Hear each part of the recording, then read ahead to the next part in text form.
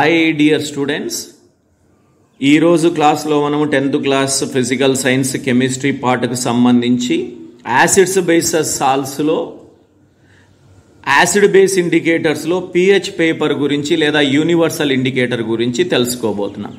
So మీరు ఇక్కడ గమనించవచ్చు, దీనిపైన pH అని ఉంది. సో ఈ స్ట్రిప్స్ అన్నీ pH పేపర్స్ లేదా యూనివర్సల్ ఇండికేటర్స్ అని కూడా చెప్తాం. ఇవి ఎల్లో కలర్లో ఉంటాయి, మీరు బాగా గమనించవచ్చు, ఎల్లో కలర్లో ఉంటాయి.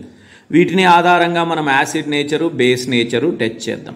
సో ఫస్ట్ యాసిడ్లో బేస్లో డిప్ చేద్దాం, ఏ కలర్ వస్తుంది అని చూద్దాం. So what is the colour of pH paper in base? Strong base తీసుకున్నాం. ఆ స్ట్రాంగ్ బేస్ ఏంటంటే సోడియం హైడ్రాక్సైడ్. ఏ బేస్ తీసుకున్నామంటే మనము సోడియం హైడ్రాక్సైడ్. సో ఇది సోడియం హైడ్రాక్సైడ్ పెల్లెట్స్ తీసుకొని సో దాన్ని మనము గ్లాస్ జార్లో వేసి దాన్ని కొంత వాటర్ వేసేసి స్టిరింగ్ చేసి కరిగించాం. సో ఈ సోడియం హైడ్రాక్సైడ్ ఇది బాటిలు.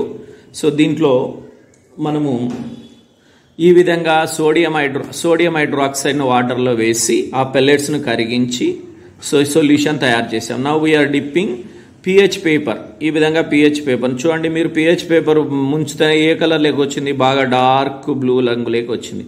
సో ఈ విధంగా రావడం వల్ల ఇది ఏమంటే స్ట్రాంగ్ బేస్ అని చెప్పొచ్చు.